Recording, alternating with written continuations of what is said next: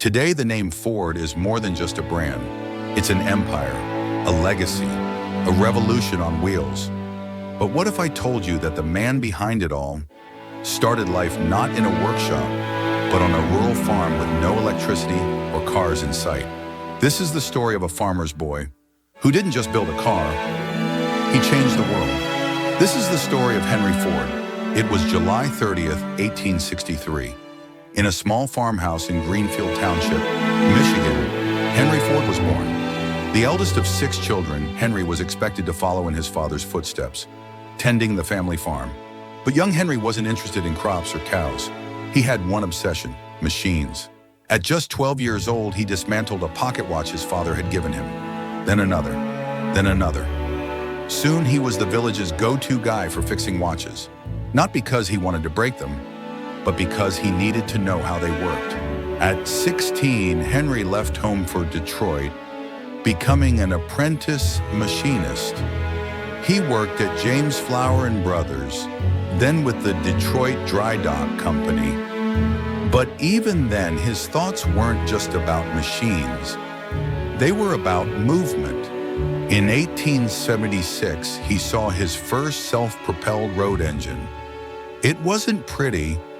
It was loud, clunky, and dangerous.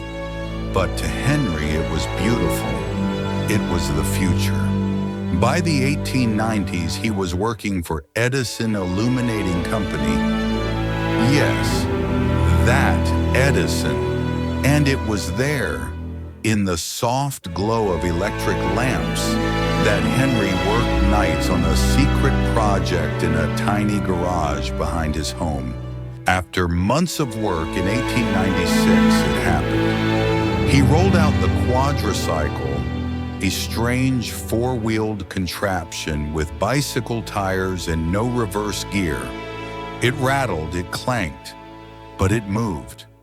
Henry Ford had built his first car. At a convention, Henry met his idol, Thomas Edison. He showed him the Quadricycle sketches. Edison looked, smiled, and said, "Keep at it." With that encouragement, Henry left Edison's company. In 1903, he founded the Ford Motor Company. And just 5 years later, in 1908, came the car that changed everything, the Model T. Before the Model T, cars were a rich man's toy. But Henry didn't want to build a car for the elite. He wanted one for the farmer, the factory worker, the everyday American. The Model T was tough, cheap, and easy to repair. In fact, it was so successful that by 1927, Ford had sold over 15 million of them. Ford also revolutionized the way cars were made, with the moving assembly line. Production times dropped from 12 hours to 90 minutes. But success came with struggles. Ford's strict factory rules, anti-union stance, and controversial political opinions created friction. He was a genius, but also a man of his time, with flaws as large as his factories.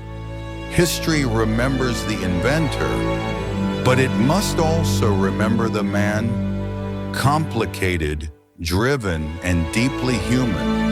Henry Ford died in 1947, but his legacy never did. His name is on trucks, sedans, EVs, and racetracks.